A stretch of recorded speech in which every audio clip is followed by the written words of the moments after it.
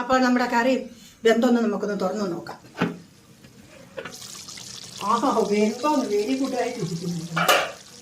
കണ്ടോ കണ്ടോ, ഇത്രേ നെയ്യ് ഇതിനകത്തൊന്ന് കണ്ടോ ഇറങ്ങിയത്. ആ, നല്ല വലിപ്പത്തിലായിരുന്നു. കണ്ടോ,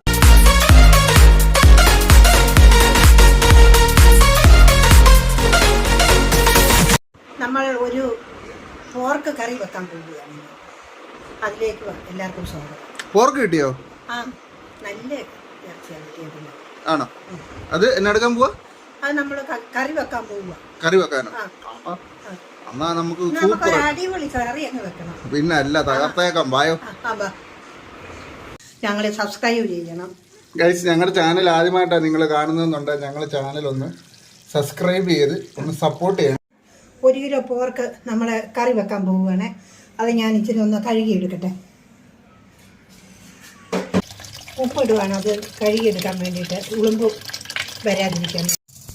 നമ്മൾ ഈ പോർക്ക് കഴുകാനായിട്ട് ശകലം ഉപ്പിട്ടു, അതിൻ്റെ കൂടി ഇച്ചിരി മാവ് ഇടുക. അതിനകത്ത് ചോദിച്ചാൽ ഈ ശകലവേര് ഉളുമ്പുള്ളത് മുഴുവനും ഈ ഉപ്പും മാവും കൂടിയിട്ട് കഴുകുമ്പോൾ ഈ ഇറച്ചിയിലാണ് ഇറങ്ങി പോവുക. അത് കാരണം ആണ് ഉപ്പും മാവും കൂടിയിട്ട് ഇളക്കുന്നു. 5-6 പ്രാവശ്യം കഴുകണം. നല്ലത് കഴിഞ്ഞ് ഓരത്ത് കഴുകി കഴിയുമ്പോൾ അതിൻ്റെ ഉളുമ്പ് മുഴുവനും പോകും. അതിന് ഇതിലോട്ട് വാരിയിട്ട് അത് കഴുക്ക് കഴുകണം. പിഴുത്തപാത്രത്തിലേക്ക് കഴുകി വാരുക. ഇപ്പോൾ ഇതൊരു 5 പ്രാവശ്യം വെള്ളത്തിൽ കഴുകി വാരിയെടുത്തിരിക്കുക. ഇതിന് ഇച്ചിരി വെള്ളം വാരട്ടെ.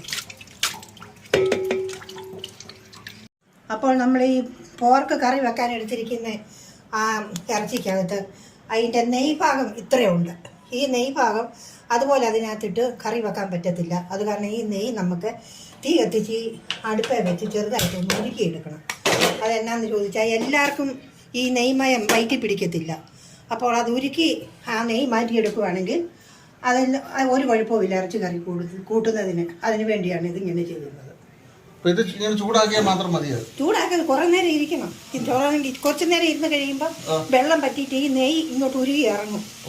അതിനിടയ്ക്ക് നമുക്ക് അടിക്ക് പിടിക്കാവുന്ന ഇളക്കി കൊടുക്കണം. അത് ചെയ്താൽ അപ്പം നമ്മുടെ ആ നെയ്യ് അതൊക്കെ ഉരുകാൻ തുടങ്ങിയിട്ടുണ്ട്. കുറച്ച് സമയം കൂടെ എടുക്കും. അപ്പോൾ അതും കൂടെ കാണിച്ചു തരാതെ. അമ്മ പന്നിയൊക്കെ തിന്നിട്ടുണ്ടോ നേരത്തെ? പിന്നെ എൻ്റെ കുഞ്ഞിലെ എൻ്റെ വീട്ടിൽ പന്നിയെ വളർത്തുണ്ടായിരുന്നു. വളർത്തെന്ന് പറഞ്ഞാൽ ചിലപ്പോൾ ഒരു പന്നി ഒരു പ്രാവശ്യം പ്രസവിക്കുമ്പോൾ 8-10 കുഞ്ഞുങ്ങളാണ്.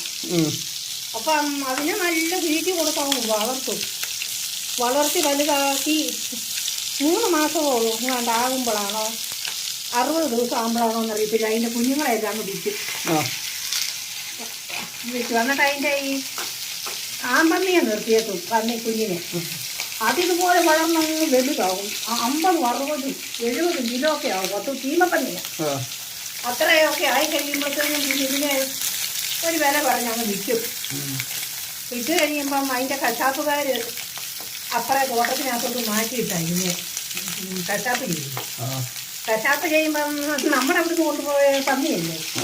അപ്പം അതിൻ്റെ 3-4 കിലോ ഇറച്ചി മേടിക്കും വീട്ടിൽ.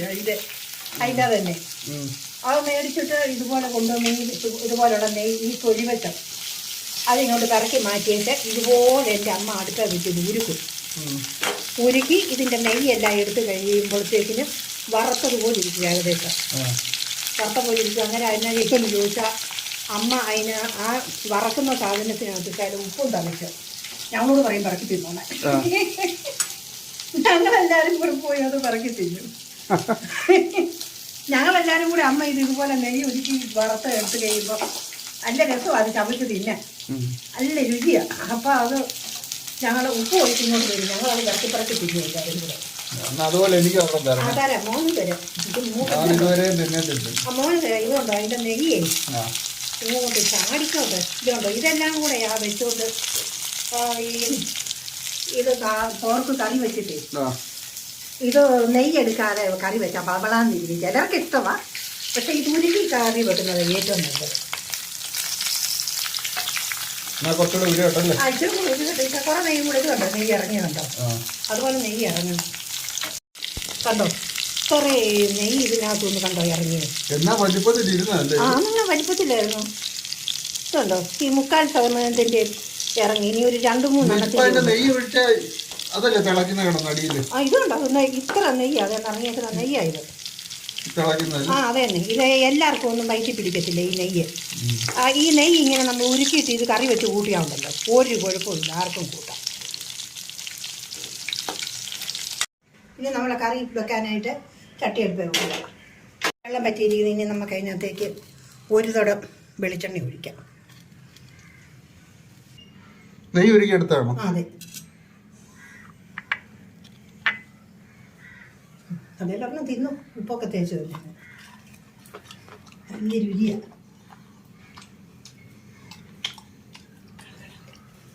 ഇനി എണ്ണ ചൂടായി കടയിടാൻ പോവുക. തുള്ളി അരി ഒഴിവാണ്. ഇഞ്ചിയും വെളുത്തുള്ളി ഒരു 50 ഗ്രാം ഇഞ്ചിയും വെളുത്തുള്ളി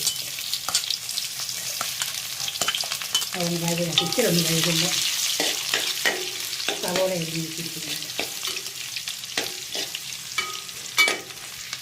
ഇനി അതിലേക്ക് അരിഞ്ഞ് വെച്ചിരിക്കുന്ന സവോള 3 ചെറിയ സവോള.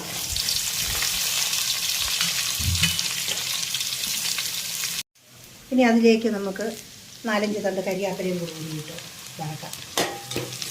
കുറച്ച് നല്ലപോലെ ചുമക്കണം. അത് ഉള്ളി നല്ലപോലെ ചുമന്നതിന് ശേഷമേ അരപ്പ് ചേർക്കാൻ പറ്റത്തുള്ളൂ. ചുമക്കട്ടെ. സവോള വഴന്നിരിക്കുന്നു. ഇനി നമുക്കതിനകത്തോട്ട് 2 ടേബിൾ സ്പൂൺ മുളക് പൊടി, 1.5 സ്പൂൺ മല്ലിപ്പൊടി, 1 ടേബിൾ സ്പൂൺ ഗരം മസാലപ്പൊടി, ശകലം 1 കുഞ്ഞ് ടീസ്പൂണിൻ്റെ പകുതി മഞ്ഞൾ പൊടി, 1 ടേബിൾ സ്പൂൺ കുരുമുളക് പൊടി. ഇത്ര സാധനം ഇതിനകത്ത് നമ്മൾ ചേർക്കുക. എന്നിട്ട് നമുക്ക് അതിനകത്തിട്ട്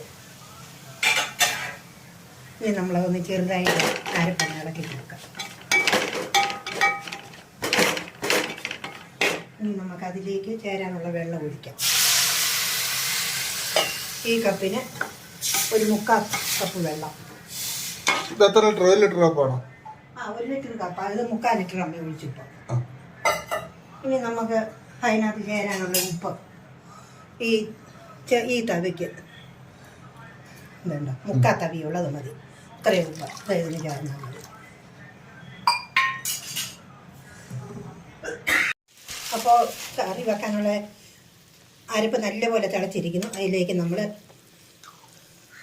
പോർക്കിറച്ചി ഇടുകയാണ്.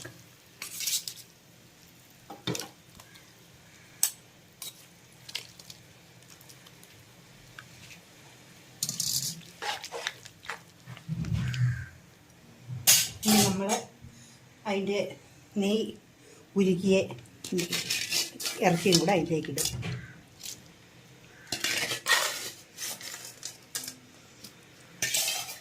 ഇത്ര നെയ്യ് നമ്മൾ ആ ഇറച്ചിയിൽ നിന്നും ഒരു 2 തോടെ നെയ്യ് ഉരുക്കിയെടുത്തു. ഇനി നമ്മൾ അതും കൂടി ഇതിനകത്തിട്ട് നല്ലപോലെ കൂട്ടി യോജിപ്പിച്ചു.